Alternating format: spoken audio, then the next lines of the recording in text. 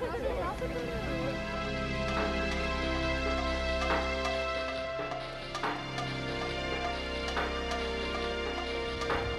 филм се казва Адамови лукове или Адамов лук. Но малко превода на български ме затрудни, защото това е едно приключение и повече като Адамово приключение или Адамови неволи. Затова избрахме името Адамови лукове. Филмът е продуциран от мен и моята фирма А сега Dream в Америка. 23-минутен филм.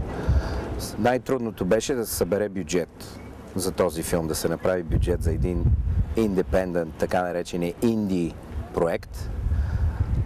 Ако трябва да оприличим филма на литературно произведение, той се приравнява повече към фикцията, към фантазията.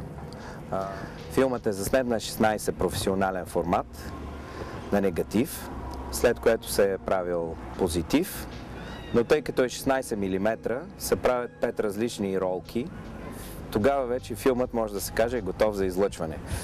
Борбата между противоположностите и борбата на материалното и духовното е загнезден в сценария на този филм.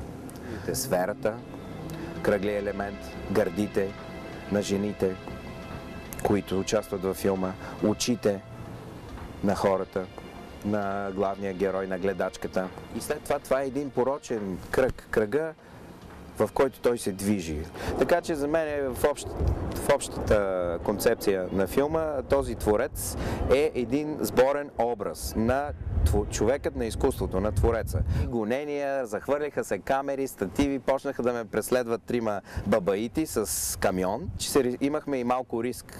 Рискувахме си живот. Екипа на този филм беше международен. От различни нации и хора участваха и най-вече преобладаваха мои български приятели, професионалисти. За сега остава експеримент. На здраве! Защо, питам аз, повече внимание на цветовете, а не на черно-белите кадри? Не забравяйте! Екселент! Браво! Стоп!